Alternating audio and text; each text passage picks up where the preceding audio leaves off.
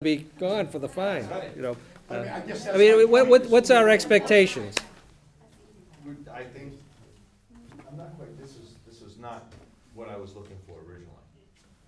When Well, I don't know, it's what you're presenting though, so, It is what- it is what, we're what's our doing. expectations? We were just trying to clarify what you shouldn't do, so maybe we could educate people a little bit more in town. Maybe the 200 people, if we get them into a town meeting, and other folks in town that maybe read this, that it's actually a real law in town, that they shouldn't be doing this. So at this time, So, again, if I may, Mr. Chair. Mr. Vino and then Mr. Yule. Yeah. If I read this correctly, and maybe I'm reading too much into it, I mean, if I had a tree on my own property, and I was gonna have a yard sale, technically, I could not put a sign up. it's on your property, you can sign up. Oh, I can. Any public utility pole. Public utility, or if it's in the public right of way, Okay. then it's considered Okay, so public, when I was right? on your own. You could keep the no solicitors signs up, Joe, and, No, I no trespassing. You want to put a big yard sale sign up on your tree, go ahead, never even as long signed as up your for do not property call, I is love the signed phone up. calls. Your property is fine, Mr. Vino. Personal property, Yeah, okay, no, well, that's what I was wondering, is how in-depth this went, and, you know. it's only in the public right of way, public buildings. So, Okay. because it does get to be, I've gone out there and spent It is. 4 or 5 days taking signs down. It could be worse, you'd be taking all the staples out of the poles. That I wouldn't try to do.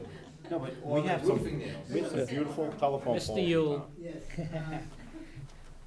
Are telephone poles considered private property? No. Owned by RMLD?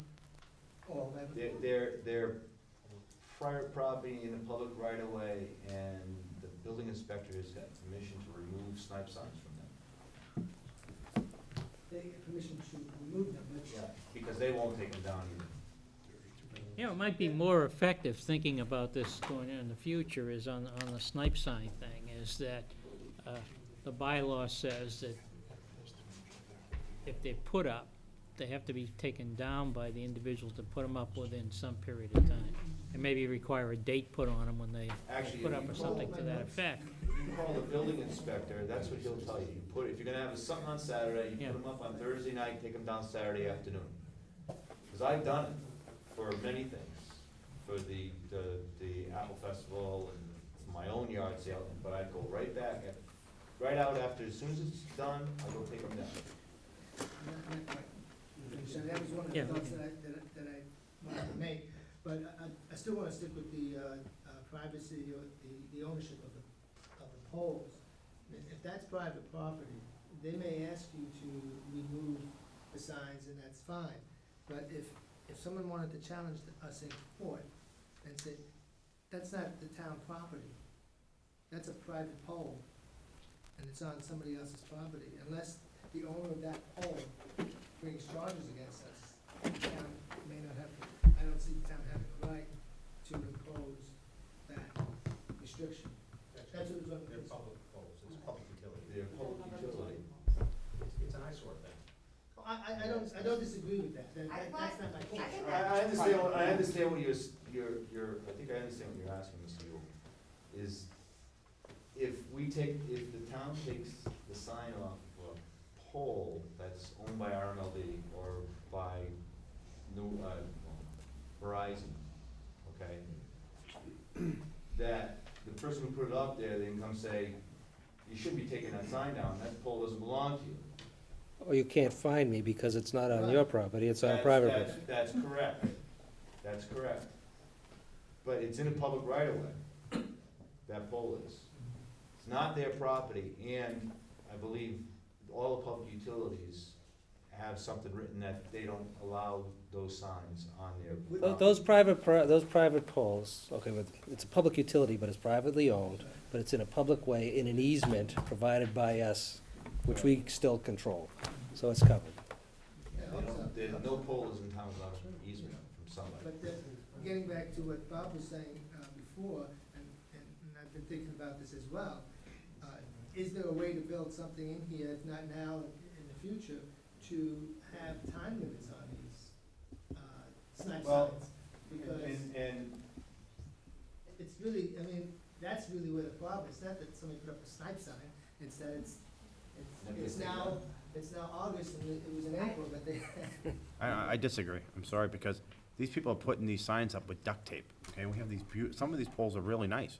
When you put it up with duct tape, you're hurting the paint, or the duct tape doesn't come off, and it stays on the pole. You're talking about the metal poles? Yeah. In the newest subdivisions. And they're ruined, they're absolutely ruined, and, you know, if Pat was here tonight, she would tell you, you know, the historic areas in town have some really nice poles, and they get ruined by this duct tape and staples and things like that, so, you know, I don't think the historic commission would be very, personally, I don't think snipe signs should be used at all. it's almost a tradition, that's been going on for years and years and years. And, it's gonna be, if you can't enforce it, that's a different problem. If Being realistic, you're you right. can't find somebody for it because it's on private property. I understand the point and the value of it, and I understand that if we can, find a way to say, make them responsible for taking the sign off and It's like snow removal. returning the, Going down that slippery slope. pole Later. back to its, normal state, then you might have something there. All right, gentlemen, anybody else have comments? Mr. Jones? Fred Jones, senior from 251 Park Street, not to put too fine a point in this. But it says it's gonna clarify snipe signs, then it says fence, public property. Does that exclude the, school fencing that has frequently signs on it? Because if you wanna convince the That's a great big unwashed issue. out there they should follow this, then you've gotta put the exception in and not put the town in the same pot. That's a banner, those type of signs are banner signs. I think when They're not a snipe, they're not technically a snipe sign. Yeah, they're an illegal, good-looking site. We're an illegal, good-looking site, so they're okay. Tradition. Cowboy sign. Mr. Delaney? I'd like to move it forward, to get on to other business, but I think what we need is a definition of a snipe sign, one. Define what snipe sign is. It may take care of Mr. Jones's issue, allow those signs around the back shelter fence to remain. No choice to go forward with this, or pass it over, allow you to do a full rewrite of this bylaw.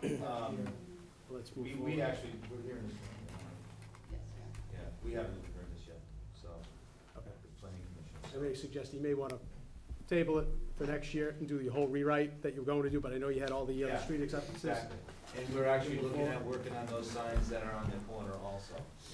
Yeah, I like the idea of public education, but I don't like putting bylaws in that aren't gonna be enforced or enforceable, any more than they are today, you know, and, I think the enforceability of this is pretty, Well, the Unlikely. bylaw is actually in place, I right, the guess. bylaw's already in place, you're just kind of clarifying it, but it's, Well, my recommendation to the board at this point is either we move moved, now not to recommend it, or we wait. I would move to Recommended withhold time. recommendation till town meeting we hear from the Well, planning that's- commission. We've already taken that Yeah. position. Okay. There's no vote required. Article 21, wind energy systems.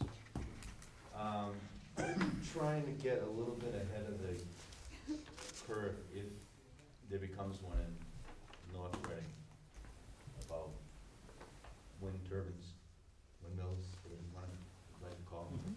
And this covers from a personal unit, personal system for a home, up to, you know, energy producing unit on the height and all the things that they need to go through sound and what do you call it, shadowing or, Shuttering, yeah. shuttering, yes.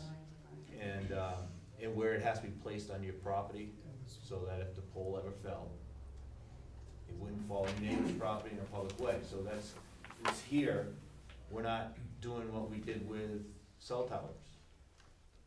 Was after the fact, when someone comes in. We're trying to get ahead of the curve. So Joe's whirly gigs are okay for now? It's not producing energy. It's producing energy. You have all the things you'd like. Running his computer. Actually, anything that's up prior is grandfather, so. Real quick. Mr. Yule? Yes, I was, attended the meeting in which they discussed this, and I have to say that they put an awful lot of forethought into this, into protecting, neighbors, scenery,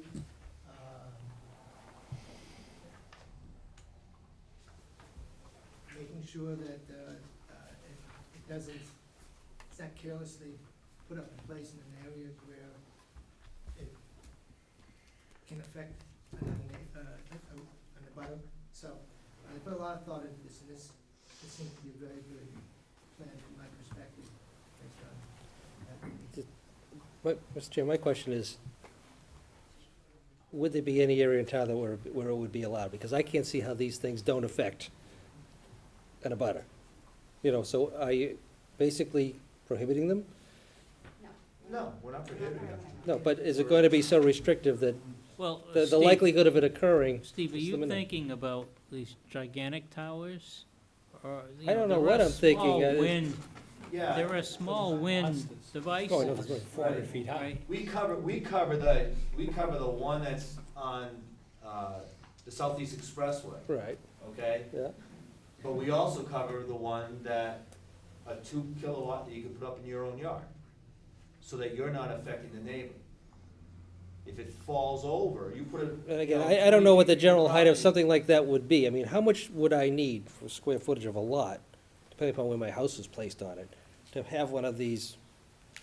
How much room do you need? Yeah, I know, so that I You wouldn't got- affect, so I wouldn't affect, you know, fall on my neighbor's lot if it fell The over. maximum pole height is 100 feet, and that's to the hub, not to the Props, end yeah. of the prop, okay? So if you're at 100 feet tall, we're asking for 110%. Yeah, So that's 110 feet from your property line, okay. okay? So, you know, if you've But got then when a, it comes to the noise and the shuttering effect and, That's all somewhat similar to the cell tower. that's all what? All of the application criteria and the design standards, those are actually fairly similar to our existing cell tower bylaw. But I don't know what the effects of that are, and that's what you propose, I don't know what, Well- I don't know what the effects of that are.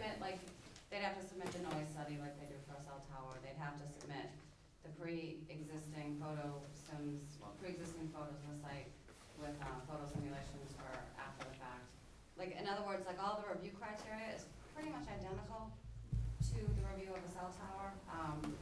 The only difference, I guess, between the two is that I would say the setbacks for the wind, the different types of wind energy facilities are probably a little more stricter, but that's more because it's allowed residential and commercial, but the actual setback is different whether you're residential or commercial. You have a little more, your setback has to be further if you abut residential property than if you do commercial. So it takes into account, the protection of the butters more than anything. Steve, I would say, you know, first of all, we received these tonight. You know, the detail, right, Yeah. yeah, I wouldn't expect you to be. so I'm not prepared to, No, but this is part of the public hearing process too. I'd like to hear a little bit, you know, rather than wait and see. And, you know, some of the requirements, the noise requirements and things like that, if it's a private party putting up a very small one, you know, they're gonna have to come and talk to us, and we might not require as much of a study, because you get some right from the manufacturer on what the noise is of the unit. So we're not trying to make it so costly for someone to put one up. We wanna make it safe for them to have it and not to affect their neighbors. If we don't have a standard, then we have to, I don't know, you get what you get. And it could be, somebody putting it right on their property line where it doesn't affect them, but it's gonna affect their neighbor immediately. And if it fell, it could negatively, very negatively impact the neighbor. Mr. Yule, The technology today, I think we're basically talking about an in-ground structure, correct? And probably be in-ground and then. Well, monopole with a base, yes. Yeah, okay. Is the technology advanced enough where they can actually put one on the roof of a house? There are different styles, they could put one on the, well, I don't know if we put it on a roof of a house. Or a few, but You can small put, ones. they put them on, the Science Museum in Boston has some on the parking structure.